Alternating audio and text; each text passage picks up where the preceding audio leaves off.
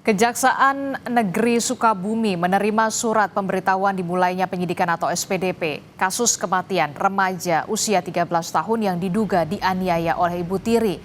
Sebelumnya, polisi menaikkan kasus ini ke tahap penyidikan. Diterimanya surat pemberitahuan dimulainya penyidikan atau SPDP dijelaskan oleh Kasih Pidum Kejari, Kabupaten Sukabumi, Abram Namiputra. Ia bilang Kejaksaan Sukabumi sudah menunjuk sejumlah jaksa untuk menangani kasus ini. Selain itu, Kejaksaan juga masih menunggu berkas P21 dari polisi.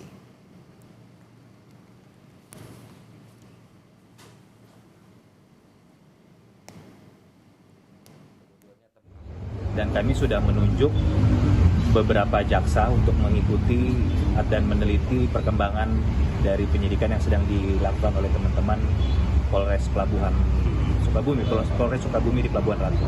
Oke, detail dari SPDP ini sendiri, Pak? SPDP-nya itu atas nama terlapornya itu Saudari TR selaku ibu tiri dari korban.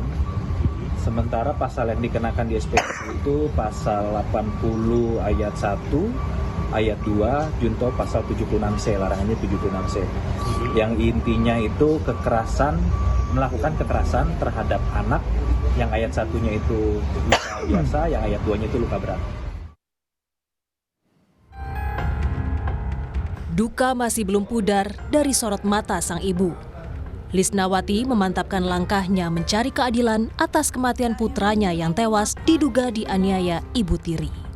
Meski kasus ini tengah diusut polisi, Lisnawati juga melaporkan mantan suami yang juga ayah kandung korban ke Polres Sukabumi atas dugaan unsur pembiaran, kelalaian, dan penelantaran terhadap putranya.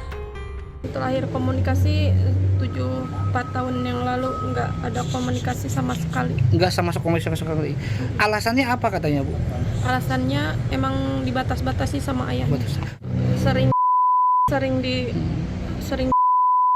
Termasuk sama almarhum tidak, Bu, waktu itu? Enggak, kan masih bayi juga. Masih bayi ya. Waktu dalam kandungan juga, udahlah kamu sama anak saya bawa motornya di Sebelum meninggal, korban mengaku mengalami penganiayaan ibu tirinya. Ibu kandung korban mengaku sudah 4 tahun tidak bertemu anaknya karena dihalang-halangi mantan suami. Amran, kakak Teni, sang ibu tiri menyangkal tudingan adanya penganiayaan terhadap korban. Menurut Amran, korban tak mungkin mau pulang ke rumah jika ibu tirinya kejam. Amran menyebut adiknya justru kerap memberi perhatian layaknya ibu kandung kepada korban. Kalau seandainya emang nggak nyaman karena di sini istilahnya nggak nyaman karena ibu tirinya benar-benar kejam, ya pasti kan dia juga pergi dan nggak bakalan pulang ke sini. Kenapa? Karena logikanya anak itu udah 12 tahun gitu, bukan anak kecil lagi gitu. Sekarang menurut informasi itu adalah dari Polsek kemudian dibawa ke Polres.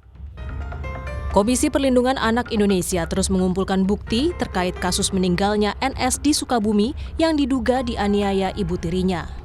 Dari hasil penyelidikan sementara, KPAI menemukan sejumlah fakta, yaitu adanya pembiaran perlakuan kekerasan yang kerap dialami korban. Anak N ini, dia kan sudah beberapa kali mengalami kekerasan. Dan bahkan kekerasan sudah menjadi bagian ya dari kehidupannya. Yang perlu saya pertanyakan pertama adalah tetangganya. Kemudian yang kedua keluarga besarnya. Ya. Apakah hanya diam saja? Tetapi yang menarik dari kasus ini, Mas, yang kami memang harus turun adalah filisida itu seringnya terjadi pada anak di bawah usia 10 tahun. Nah, pada kasus ini itu terjadi pada usia 12 atau 13 tahun, di mana pelakunya ibu. Kalau pelakunya ayah, ada juga pernah kejadian, pelakunya ayah itu ada di Kalimantan ya. Di Kalimantan, di Maluku pernah terjadi. Tetapi karena pelakunya ibu, ini sekuat apa sih ibu ini sehingga anak tidak berani untuk melawan? Kasus kematian anak yang diduga dianiaya ibu tiri kini statusnya telah naik ke penyidikan, namun belum ada penetapan tersangka. Polisi menemukan bukti adanya unsur pidana kekerasan pada korban dan telah memeriksa 16 saksi, termasuk terduga pelaku penganiayaan ibu tiri korban. Tim Liputan, Kompas TV.